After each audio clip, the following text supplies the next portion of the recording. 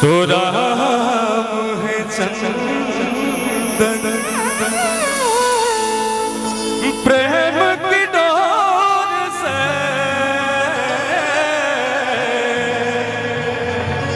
बंध रहा बंधन।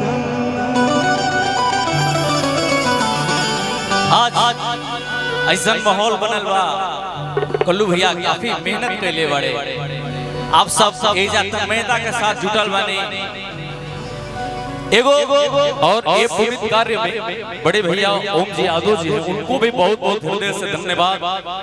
ऐसा लोग लाखों में पैदा होले और किस्सा तो जन्मों का जुड़ रहा बंधन,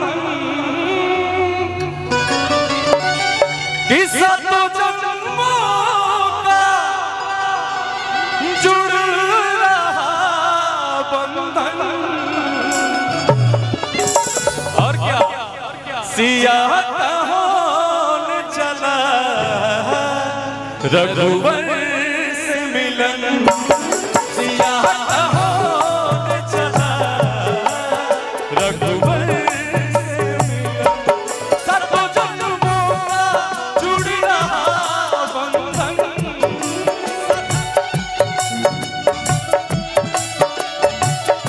भैया एक बार तक हेनिया से हट जीते भैया, तब हेनियो चल जाते।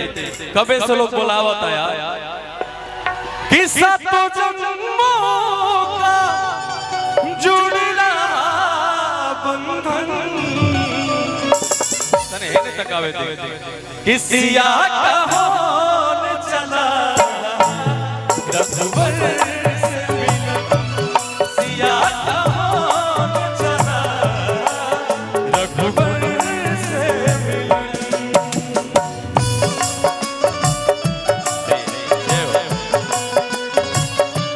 प्रेम से बोले श्री रामचंद्र भगवान की।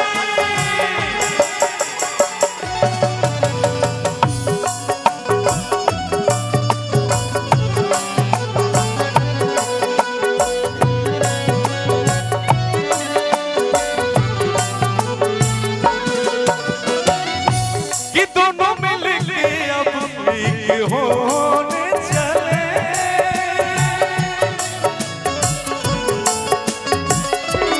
नए रिश्तों का बीज बोने चले।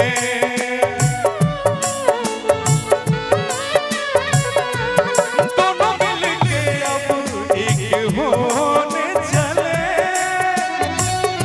कि नए रिश्तों का बीज बोने चले। कि एक दूजे को कर रहे अर्पण, कि एक दूजे को कर रहे अर्पण। भैया और खाली एक गीतिया का भैया ओ बेटी के उ बहिनन के आशीर्वाद देवे खातिर, उ बहिनन के दुआ देवे खातिर हम चाहब कि सब लोग एक बार हाथ अपन ऊपर कर लेवे। जय हो। सब लोग होने से हमार माता बहन लोग उपस्थित बनी, तनी दोनों हाथ तुम लोग उठा लो। समर्पण के आपके बक्सर में इतना पुनीत कार्य भाई, इतना कलाकार सब जुटल बाड़े, एकदम मेला लागत है जा। ताली बजाओ। किसिया का होने चला रघुवर से मिलन, सिया का होने चला रघुवर से मिलन, सिया का होने चला रघुवर से मिलन, सिया का होने चला रघुवर से मिलन, सिया का होने चला रघुवर से मिलन। हेलो हेलो प्रेम से बोले श्री रामचंद्र भगवान की, शंकर भगवान की। बहुत दिक्कत हो रहा है यार, बहुत दिक्कत हो रहा है। हेलो हेलो व्यस्त कीजिए तो। यहाँ देखिए भैया ये सब ऑपरेटर साहब के दिक्कत होता तने देख लो हरे के कार्यक्रम है प्यार से खुद समझदार सब लोग धीरे धीरे हो जाएगा। ए लड़का ए वर्मा ए रुक क्या चाह रहे हो ए लड़का आप लोग मेरे गार्जियन है, भाई है, भगवान है, आप लोग शांत हो जाओ। कलाकार के लिए श्रोता कल्लू भैया आइए भैया भैया आप लोग हटिए। हो गई भैया घर के कार्यक्रम है कोनो दिक्कत नहीं है। अच्छा हाँ इतना भीड़ बात मानी मानी हो ही है सब। हाथ जोड़कर नहीं थोड़ा सा पीछे। अच्छा सुनो भैया आई जो शादी भइल ना यही पे वो गीत गावत नहीं आओ अभी वो गीत गौले वाले जा जो ना के खूब प्यार देता नहीं आप सब। और ये लोग ले जाके जब ज्यादा ये लोग से काम कराई ससुरा में ते लोग पता बा का कही ओ कि ऐसे दाई लेखा हमके जे खटाई बहे राजा कि ऐसे दाई लेखा हमके जे खटाई बहे राजा खटाई बहे राजा का तो अब की जाई बनई हर नहीं जाई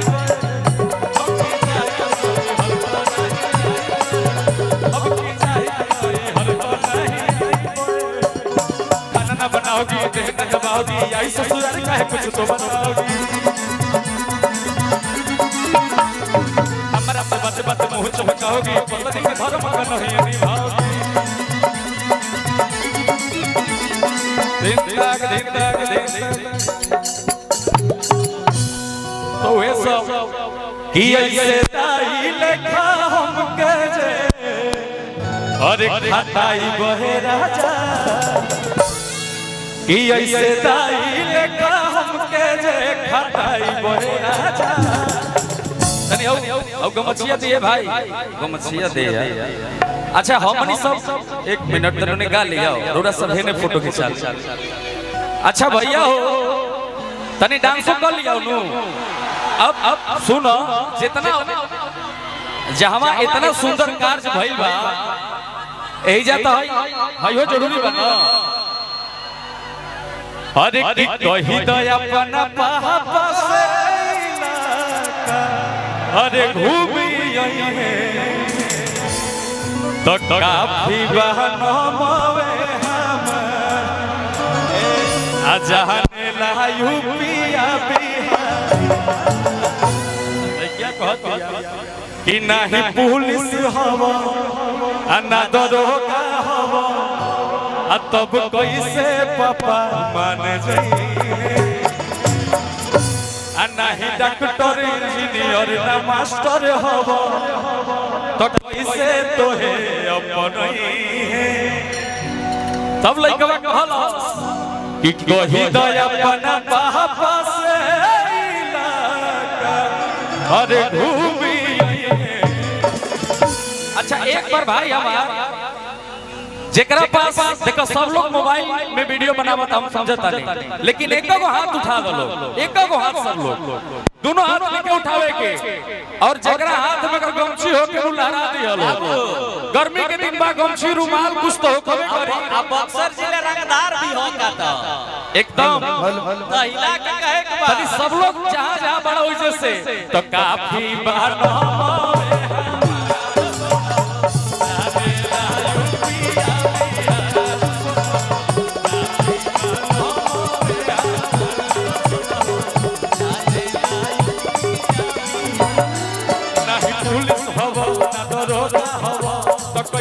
पापा मान जाइए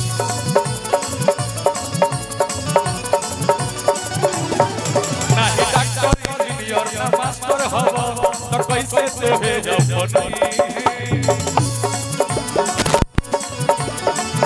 तने हो जाता कही तो अपना पापा से ना घूमी गई है। अच्छा भैया अच्छा देखो लो ई मंच तो कलाकारे खातिर बनल बा ना हई लोग आइल बा सब देखई खातिर तनी देखे द लोग होनियो चले तो भैया हाथ जोड़ी बा हमरा के तनी हेनियो चले तो तनी भैया लोग सब मिल ले कि कही दो अपना पापा से का घूमी काफी बात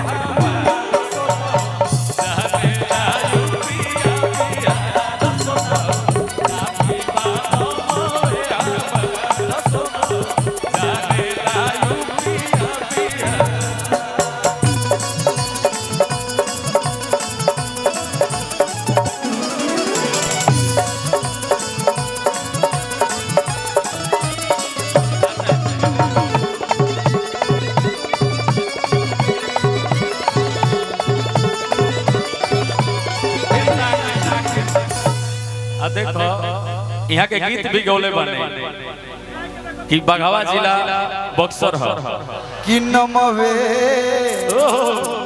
काफी बात गावे खातिरा जिला अरे बक्सर के बाघ होई लेकिन हमको भी ये गीत याद है घूमे ना नचया गवा नहीं तो टगवाले हो हई बघावा के बाघ जिला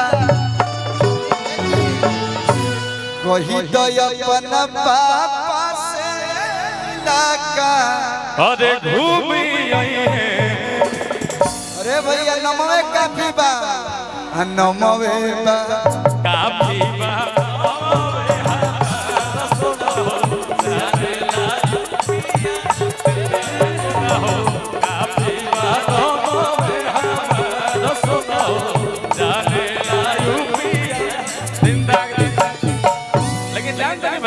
जो शादी भइल लड़किया का कही है सब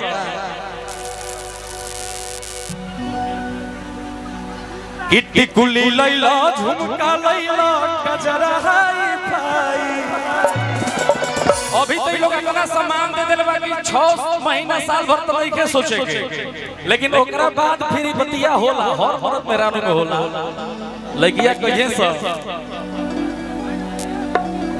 किट्टी कुली लैला झुमका लैला अरे कजरा हाई फाई होने भाई बहन लोग भी बैठल बा तनी हटा के गीत ठोके के चाहे तो सड़िया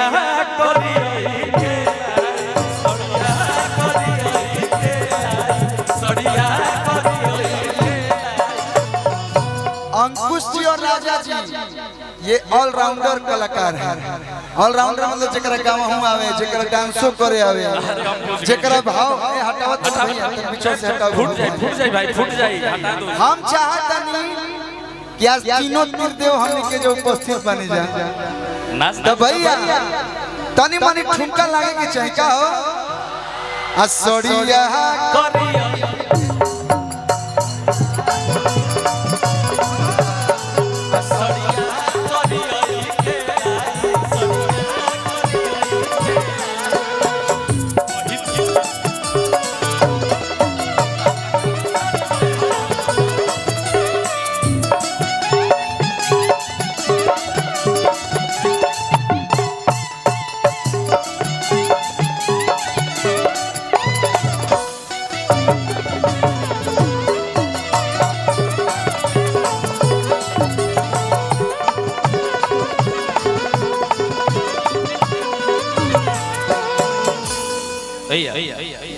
अब देखिए जो ना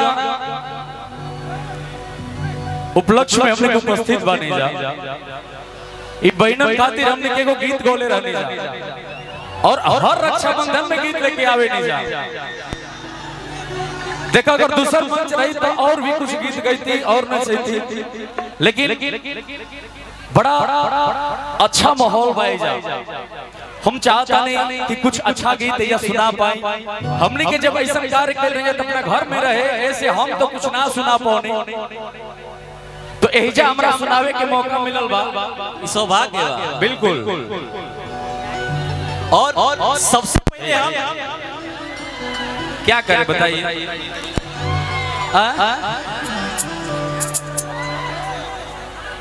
अच्छा देखो राजा भैया सब भाई लोग के पता है का फरमाइश बा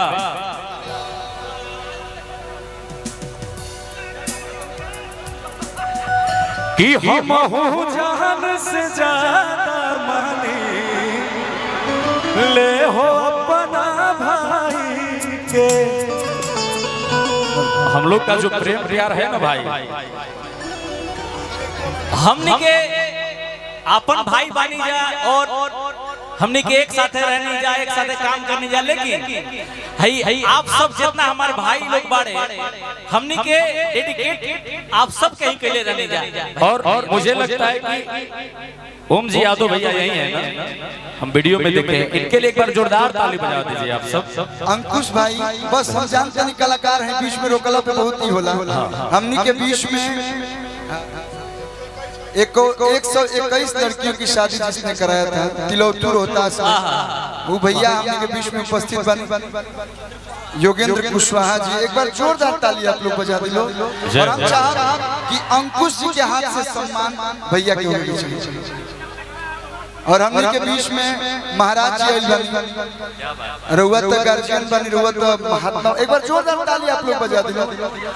और महाराज जी के सम्मान हम चाहब कि राजा भाई बहुत सौभाग्य होला कि आप लोग हमने के दरवाजा पाए न लो, आशीर्वाद दी और सही कि हमने गड़गड़ात रह जाए। बहुत बहुत धन्यवाद।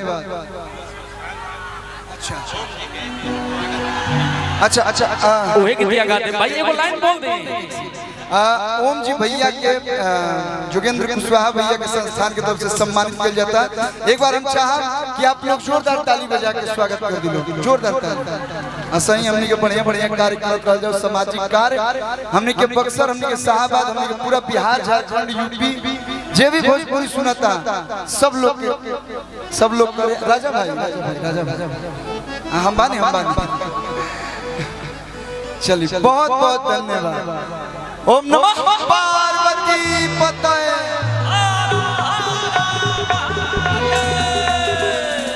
ऐसा लोग खातिर एक लाइन बोल दी। समाज में जे भी ए टाइप के लोग बा, और आप सब ये बात को सुने कि जिस घर में बेटियों का सम्मान होता है उस घर में भगवान का विशेष वरदान होता है। जिस घर में बेटियों का सम्मान होता है उस घर में भगवान का विशेष वरदान होता है। ऐसे तो शास्त्रों में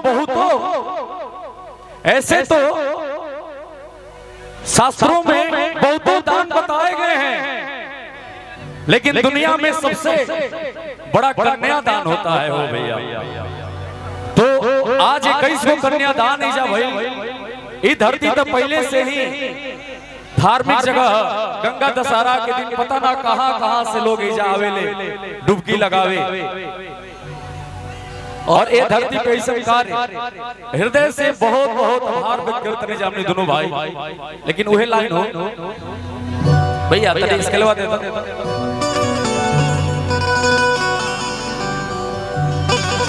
कि सांस भले टूटे हो आपकी दिल नहीं दुखे हो, आई प्यार नहीं काम होके।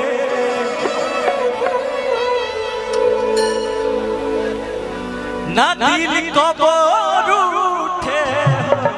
ऐसा भाई खातिर जितना लोग प्यार दे के अंकुश राजा जैसे सैकड़ों कलाकार के एजा तक पहुंचो नहीं, आप सब खातिर हम सब भाई बानी जा।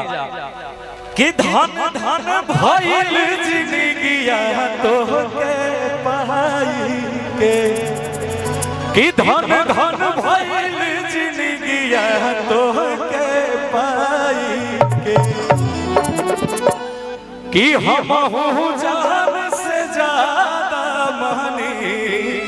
तने है नहीं आजो भैया गला लग जाएगा। कि हम हूँ जान से ज्यादा मानी ले हो अपना भाई के। तने आप भी आ जाइए, कल्लू भैया इधर आ जाइए। ये बड़े धन धन भइल जिंदगिया और तो के पाई के, कि हम हूँ जान से ज्यादा मानी ले हो अपना भाई के। और एक गीतिया खाली बजा दी एक बार तनी तू लोग झूम जाइए भैया भाई खातिर जितना लोग अपना भाई से मोहब्बत करत होके कि हम हो जान से ज्यादा भाई हो अपना भाई के कि हम हो जान से ज्यादा भाई हो अपना भाई धन धन भइल जिंदगिया तो के पाई धन धन भइल जिंदगिया तो के पाई कि हम हो जान से ज्यादा बने हो अपना कि हम हो जान से ज्यादा मानी अंकुश राजा भाई। ये प्यार कहाँ मिली हो हमने के इंडस्ट्री में बहुत प्यार बा खाली लोग कहेला और ये प्यार आप सबके देखत भी होई कि एगो फोन पे सब लोग आइल बा पूरा कलाकार के मेला लागल बा ये तो प्यार है पर्सनल कलू भैया का प्यार है बिल्कुल लेकिन ओहे का गाते हो भैया बताओ लो बहनन खातिर देखो तू लोग बहुत प्यार करेला हमनी से पता बा लेकिन माई बहन लोग आइल बा सबके खातिर एगो गीत हमनी के छोटा सा 1 मिनट के गाइब जा हरे बनहतानी रखिया हो तोहरी कलैया छूटे नाही कबहू सनहिया हो भैया कि जब से जियब माथे टीका लगाई कि रेशम धागा से हाथवा सजाई तो भाई क्या बोला था अपना बहनी खातिर कि बहनी तोहरा के कबो ना भुलाईब हो जब ले जियब तब ले जनम लुटाईब हो ए बहनी तोहरा के कबो ना भुलाईब हो जब ले जियब तब ले जनम लुटाईब हो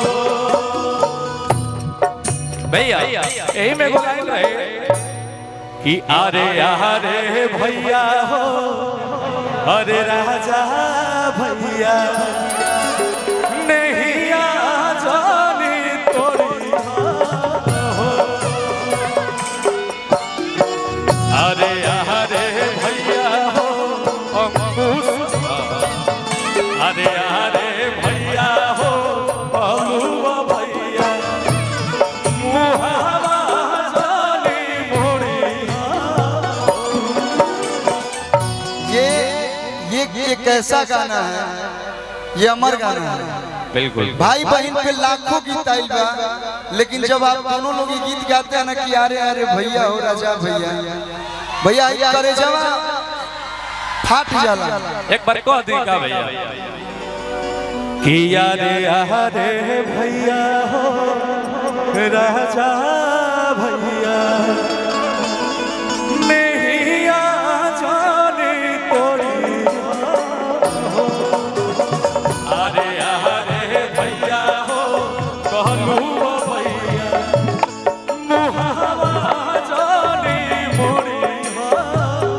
अच्छा भाई बहन के बात होता अब एजा जितना लोग सच में दिल से अपन बहन से प्यार करला तने दोनों हाथ उठा दलो जितना लोग अपना अपना बहन से प्यार करत हो के दोनों हाथ उठा दिया चारों तरफ से भैया ताकत बनी और सब लोग ताली बजाइया कि बहिनी तोहरा के कबो भुलाईब हो जब ले जियब तब ले जनम लुटाईब हो ए बहिनी तोहरा के कबो ना भुलाईब हो जब ले जियब तब ले जनम खाली एक लाइन कह देता नहीं कि मम्मी कहे मिलल बेपतो लक्ष्मनिया कमाल बाड़ू रनिया कि मम्मी कहे मिलल बेपतो लक्ष्मनिया कमाल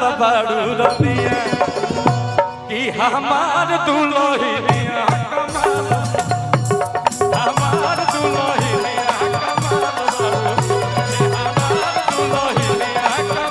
बारू, हमार दुल्हनिया कमाल भैया भैया भैया प्रेम से बोली सच्चे दरबार की। और जाते जाते सब बहनों का आशीर्वाद देवे खातिर हमने के साथे बोली ओम नमः पार्वती पते। बहुत बहुत धन्यवाद। एक लाइन हम बोलना चाहेंगे। अंकुश राजा भाई के हम बियाह में गेल नहीं, हम सामूहिक विवाह में ना पहुंच पैनी, मन से माफी मांगत नहीं। क्या कि हमारे गोलू भाई के भी घर पे शादी रहे, सब स्टार तोहरे के पहुंच गए, उनकरा के क्यों ना गेल। ये शादी के जैसे ही हमने की प्रेस कॉन्फ्रेंस करनी जा, विचार करनी जा, सबसे पहला कलाकार अंकुश राजा ये जो बोले थे भैया कोई आए चाहे ना आए हम जरूर आएंगे। तो एक बार जोरदार ताली अंकुश राजा भाई खातिर और बहुत बहुत धन्यवाद। ये बक्सर जिला और एहसान मंद रही।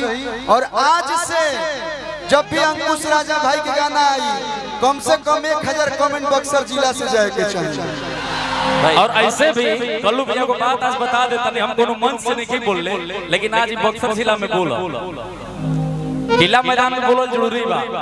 जब हमने के शादी करो नहीं जा भैया ना, तो ही समय को प्रण लेने जा कि जहां भी शादी होई ऐसा पुण्यकार हो और कोई भी बुलाई तो जा हमने के बिना पैसा के खड़ा रह जा, जरूर जाए कोई जाए चाहे मत जाए।